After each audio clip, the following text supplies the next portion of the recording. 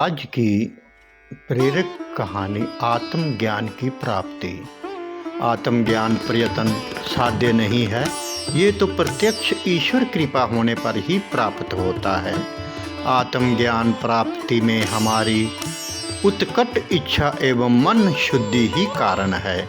अशुद्ध मन में आत्मज्ञान असंभव है, अतः केवल उसी का प्रयत्न हमारी ओर से अपेक्षित है तथा आत्मज्ञान प्राप्ति विषय में तीव्र कामना ही हमारा लक्ष्य होना चाहिए। आत्मज्ञान प्राप्त होने का अर्थ ये नहीं कि आपको कुछ मिल गया है या आपने कुछ पकड़ लिया। ये कूद कर किसी लक्ष्य को प्राप्त कर लेना जैसा नहीं है, अथवा किसी पर्वत के शिखर पर पहुंच जाने जैसा भी नहीं है। ये तो सिर्फ सबको जान लेना ही है। बस इतना ही है, जब आप उस सत्य को जान लेते हैं जो पहले से ही वहाँ है, तो हम इसे आत्मज्ञान कहते हैं। ये बस ऐसा है कि आपकी आँखों के सामने ही कुछ था, पर आप उसे ही नहीं देख रहे थे और अब आपने अचानक ही उसे देख लिया। आप एक झूठ का निर्माण कर सकते हैं, पर कोई नया सत्य नहीं बना सकते। आप सिर्फ किसी चीज़ में गहरे उतर सकते हैं जो वहाँ पहले से ही है, और उसे जान सकते हैं, समझ सकते हैं। यही आत्मज्ञान या मुक्ति है। व्यक्ति केवल आत्मज्ञान को उपलब्ध हो सकता है, क्योंकि व्यक्ति का समापन ही आत्मज्ञान का आगमन है। जिस मात्रा में व्यक्ति ढलता जाता है, उसी मात्रा में आत्मजन उजागर होता जाता है। जब व्यक्ति मात्र नहीं रहता, तो आत्मज्ञान का प्रकाश रहता है। कोई व्यक्ति आत्मज्ञान कैसे प्राप्त कर सकता है? तो कैसे एक व्यक्ति आत्मज्ञान को उपलब्ध हो सकता है? कई मार्ग हैं, जैसे भक्ति, हठ योग, ज्ञान योग, कर्म योग, सांख्य योग, ध्यान और ब्रह्म ज्ञान को उपलब्ध गुरु, जो सभी सांसारिक बंधनों से मुक्त हो चुके हैं, वह औरों को भी मुक्त करा सकते हैं। अब कौन सा मार्ग किस व्यक्ति के लिए सही है, ये तो एक ब्रह्म ज्ञान को उपलब्ध गुरु या कई बार स्वयं ब्रह्म मार्ग निर्धारित कर देते हैं। क्योंकि हर व्यक्ति अलग है, तो उसका मार्ग भी उसके अनुसार निर्धारित किया जाता है। आत्मज्ञान का महत्व। आत्मज्ञान न केवल एक आध्यात्मिक प्रगति में मदद करता है, लेकिन साथ में सांसारिक व्यवहार भी आसान करने में मदद रूप है। हम आत्मज्ञान के अन्य लाभों पर एक दृष्टि डालें, ताकि हम आत्मज्ञान के महत्व के साथ साथ पूर्ण आत्म अनुभव के महत्व को भी समझ सकें।